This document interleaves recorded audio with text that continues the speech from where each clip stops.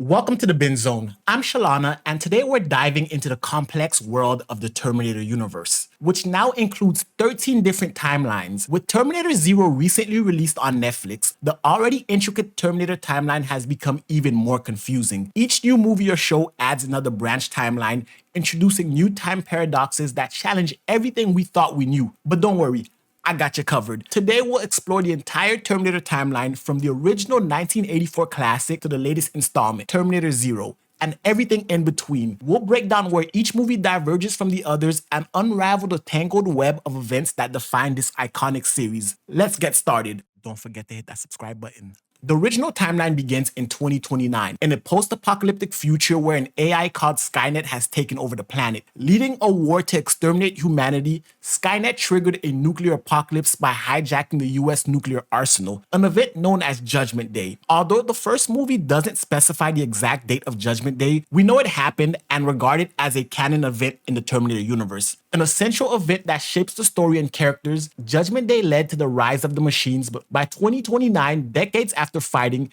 humans had nearly defeated Skynet, disabling its defense systems and closing in on victory. But just before Skynet's defeat, it devised a desperate plan, using a time machine to send a Terminator back in time. This infiltration unit, known as the T-800, was sent to 1984 with a clear mission: kill Sarah Connor before she could give birth to John Connor. Without John, humanity's hope for victory would be erased. Skynet, a highly logical AI, believed this plan would ensure its survival. However, Skynet's plan to alter this past created an entirely new timeline. Time travel isn't straightforward. Changing the past would also change the present version of oneself, leading to a paradox. In the first movie, this results in two timelines. One where Skynet never sends a Terminator back in time and John Connor destroys Skynet in 2029. And another where the T-800 is sent to kill Sarah Connor. In response, John Connor sends back a soldier, Kyle Reese, to protect his mother. Both the T-800 and Kyle Reese arrive in Los Angeles in 1984. The T-800, designed as a cybernetic organism with living tissue over metallic endoskeleton, appears human and can infiltrate society. Only organic matter can time travel, which is why the Terminator always appears naked when they arrive. In 1984, without modern technology, both parties resort to using phone books to locate Sarah Connor. Kyle, knowing her full name, finds her quickly to protect her. The T-800, however, methodically kills each Sarah Connor listed one by one. When the T-800 finally catches up to Sarah, Kyle rescues her and they narrowly escape. While hiding, Kyle explains the future to Sarah, how Cyberdyne's system develops Skynet, leading to Judgment Day, how her future son John will lead humanity to victory, and how the T-800 is a perfect killing machine, capable of mimicking voices, learning, and blending into society. The Terminator soon finds them, leading to another high-speed chase that ends up with police capturing Kyle and Sarah. Skeptical of Kyle's story about the future, the police dismiss him as insane until the Terminator storms into the police station, killing everyone except Dr. Silberman, who leaves just before the carnage begins. Dr. Silberman's reoccurring appearances in Terminator 2 and 3 anchor the continuity of the first three movies. Kyle and Sarah then escape the police station and hide in a motel,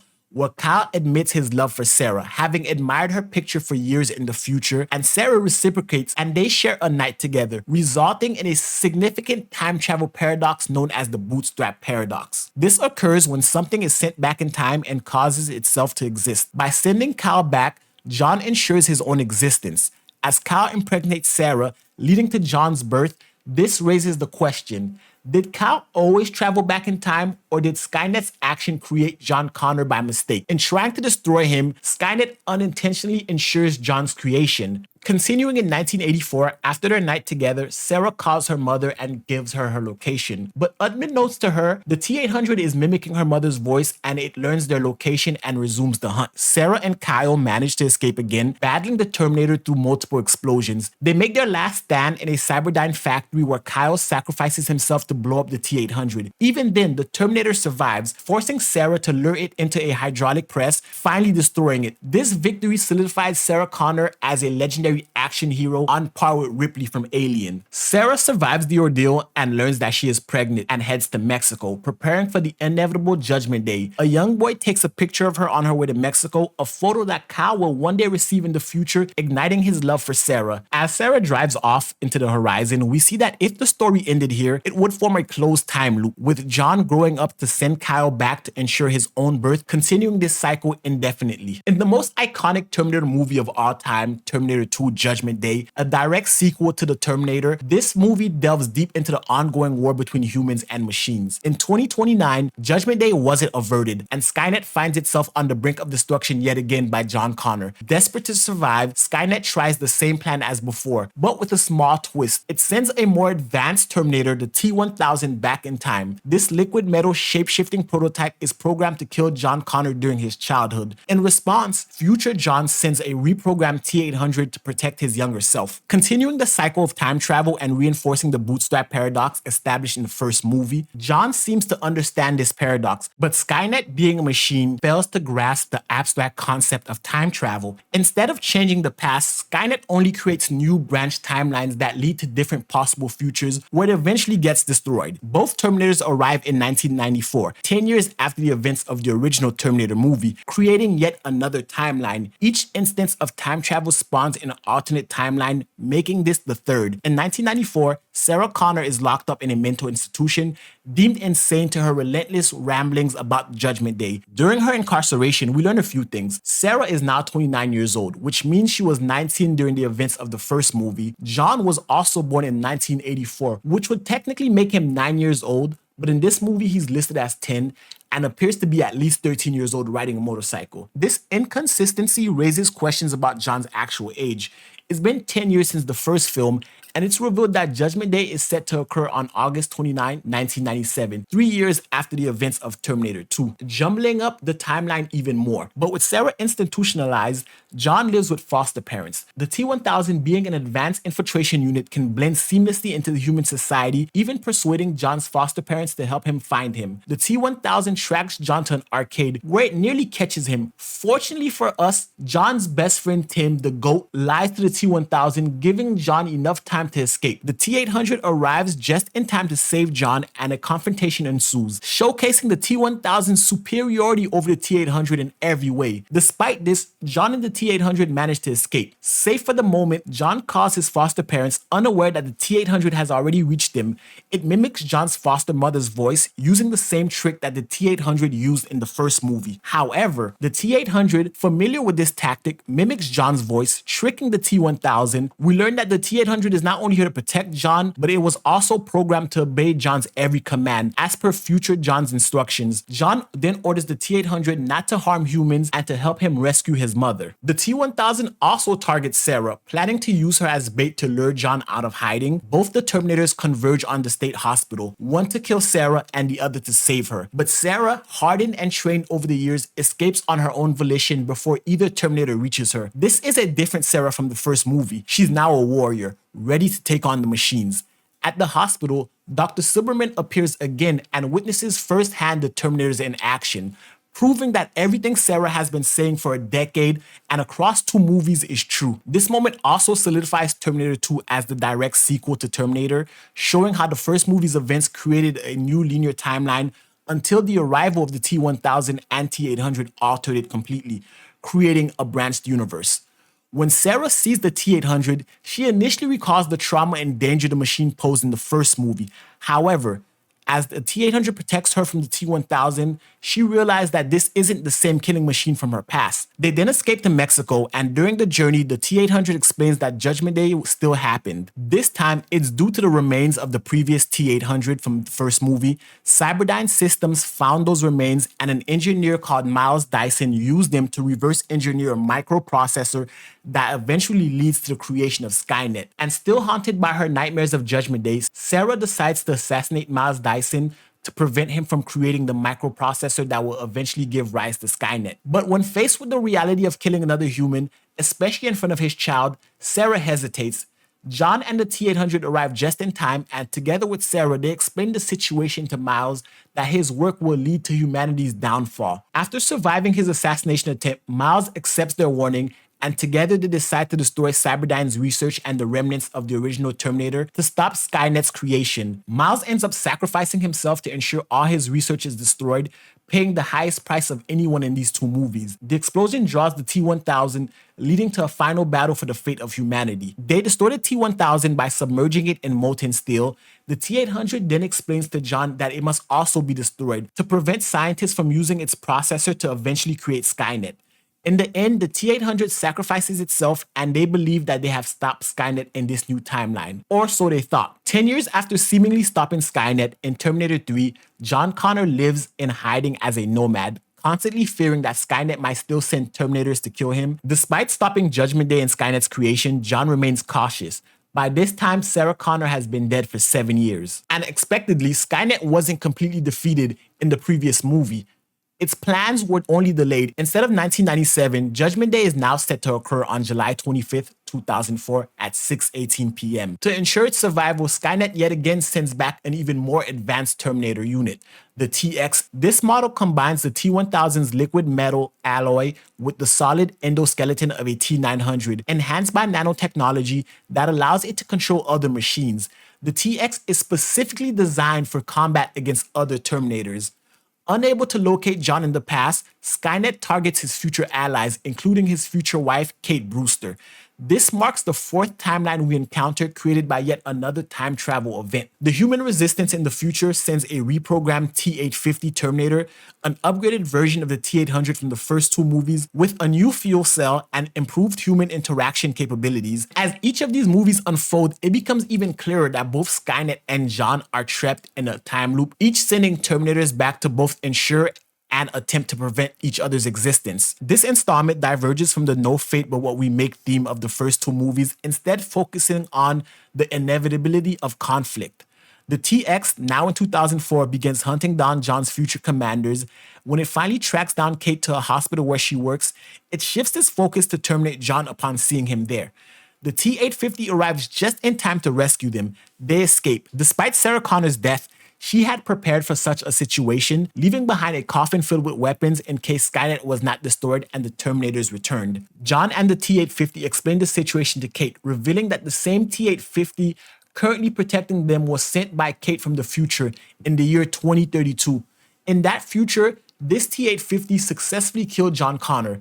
This Terminator now follows Kate's commands, not John's, and we learned that the US military developed its own version of Skynet, and this new iteration will trigger Judgment Day. The trio heads to a US military base where Kate's father, General Brewster, oversees the launch of Skynet as a defense mechanism. The TX intercepts them and kills General Brewster, activating Skynet.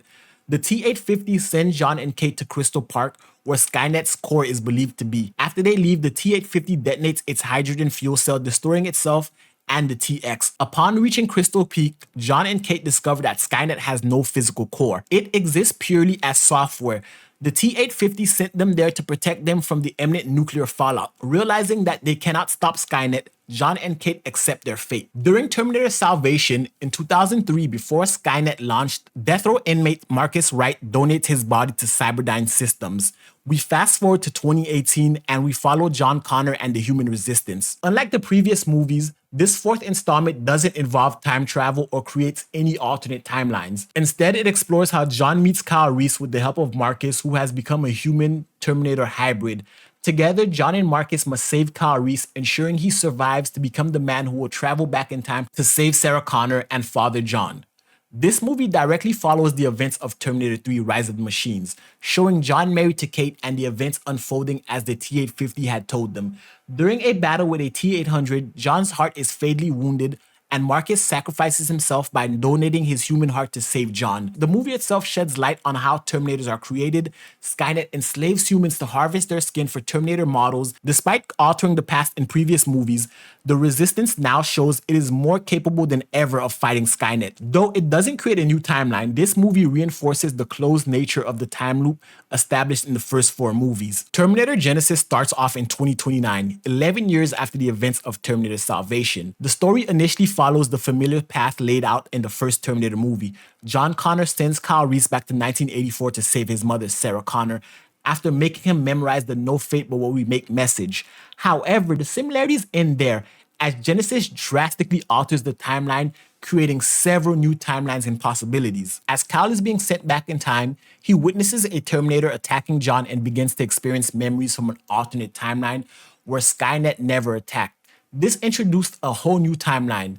In these memories, a young Sarah Connor tells Kyle that Genesis is the new Skynet, set to launch in October 2017 and bring about a new Judgment Day. Kyle realizes he must stop this event from occurring. Kyle then arrives in 1984, and the events initially seem to mirror the original Terminator movie, until a T-1000 similar to the one in Terminator 2 appears and attacks Kyle.